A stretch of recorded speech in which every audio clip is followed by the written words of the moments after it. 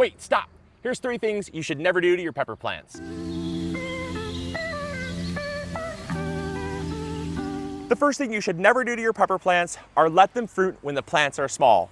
We've got some plants here that are far too small to be sustaining fruit. It's really gonna set them back, prevent them from growing, and we need to prune them. So what we're gonna do is we're gonna prune off the fruits and flowers of these small plants so they can focus more energy on growing. Just because you're getting fruit doesn't mean you couldn't get more in the future. So don't settle for just like 1 or 2 right now. Look for the 5 or 6 later on. So check it out, look at how small this little plant is here. And it's like the little plant that could. I mean, this thing is absolutely loaded. And this is our coral bell pepper. I absolutely love this thing, but let's be real. That plant was way too small to be sustaining that fruit. And so what we're gonna do is we're gonna pick off all this stuff here, all these flowers and the fruit, so it can focus more energy on producing foliage and growing. Small plants like this really should not be fruiting. Even plants like these ones over here, this is another one. Look how small this thing is. And it's got this nice sized bell pepper on it. I'm not going to allow this to stay on the plant because it's actually going to be withholding it from growing faster. It's gonna be holding it back. And same thing with flowers. I'm gonna pull all those flowers off. It's just something a lot of gardeners, they say, well, I want fruit, so I'm gonna let the fruit stay. But if the fruit stays on the plants are gonna stay small because this takes way more energy than growing a plant does. The second thing you should never do with your peppers are harvest with your hands. Now, that's because peppers are really fragile. They're very susceptible to snapping.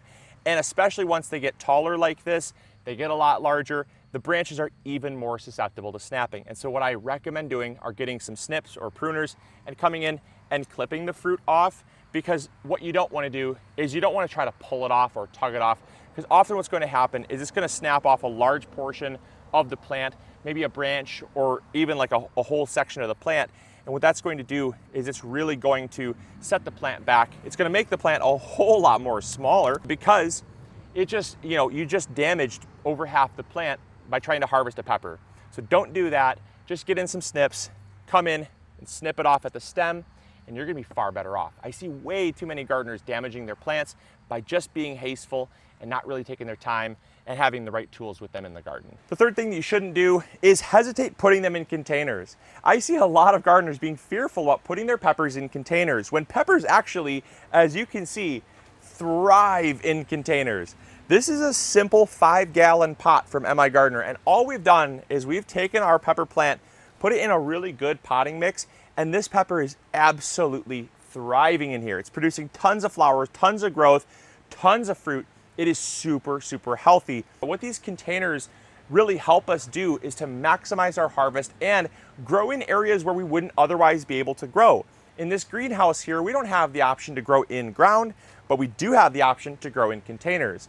Peppers do so well in containers because they don't mind being as constricted, right? If the root mass here is only 3 gallons in size, peppers are kind of fine with that. It's not like other crops where if they don't have enough root space to really take advantage of, they're going to suffer.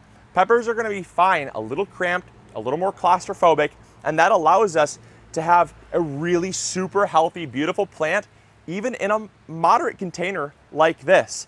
Now, it does help if you use fabric pots. That helps to air prune the roots. It helps to keep the plant extra healthy, but any type of pot is fine as long as your plant is staying healthy and as long as you're keeping it well watered or in good quality soil. The plant is really going to reward you and it's going to do very, very well for you. So don't feel like just because you don't have a garden, you can't plant peppers, because they do super well in containers. All right, and the fourth and bonus thing you don't ever want to do to your peppers is overwater them. Now, peppers do not like to be watered too much. If you're someone that finds yourself watering your plants 2, 3, or even 4 times a week, that is way too much. Now, I'm not saying it's guaranteed way too much. In a very hot, arid climate where you might be in, I don't know, Arizona or New Mexico, they may need water 4 times a week. I don't know. But for most people, most gardeners, I don't think 4 times a week is necessary. Heck, I don't think 2 times a week is necessary. Oftentimes, these plants in our greenhouse, they don't get rain, obviously, because they're underneath cover. We only water these about once a week. Out in our garden, it's rained so frequently, we've never really watered them at all this summer. We've watered them 1 time when we transplanted them in the garden. The rest has just been hands off. So we don't really water them that often, and we're rewarded with really healthy plants because of it. because the plants themselves don't like to be overwatered. Things like root rot are very common with peppers. That's where your leaves are going to start to turn yellow. The plant is going to be really top heavy. Any future growth is going to be really stunted and small, and fruit development is going to be, little if any. And that's because the plant's job is to uptake nutrients and water. And if the roots are rotting away because you're overwatering, it can't do its job well. Second thing that's going to happen is something like pepper leaf eodema. That's basically where the pepper leaf starts to swell with extra water, and it ends up bursting the cells and it ends up dropping those leaves. That really stresses the plant out, and it's a big problem. And then the third thing that can happen is excess water can actually lead to a lot of problems like blossom end rot on your peppers. Now peppers, they store a lot of water in the actual fruits.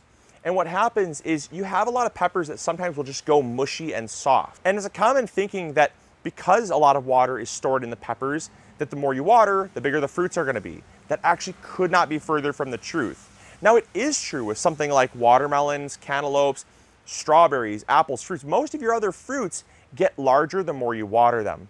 However, with your peppers, that's not the case.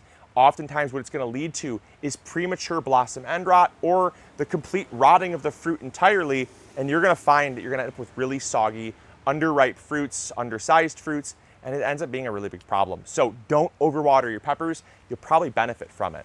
Now what do? Well, you simply wait for the pepper to dry out thoroughly. If the leaves start to droop and wilt a little bit, that's okay. That's the plant telling you it needs more water. Wait until that happens and then water your plant. It might seem like it's a little bit stressed, but that's actually going to help it not only bounce back, but bounce back even stronger for you once you give it some water. And then once it gets on that cycle, it's going to be really easy to correct. So make sure you're not overwatering your peppers. And those are 3 plus a bonus 4th thing you should never do to your peppers.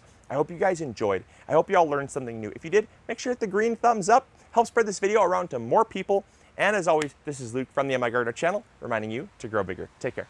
Bye. Hey, thank you so much for watching today's video. I really appreciate it. If you enjoyed, consider checking this one out. You'll probably enjoy it just as much. I want to thank you so much for your viewership, because without it, this channel would not be as amazing as it is. If you haven't subscribed yet, it's free. Consider doing that. We upload every Monday, Wednesday, and Friday, rain or shine. And if you need any garden tools, supplies, or seeds, check out MIgardener.com. We got you covered. See you guys in the garden. Bye.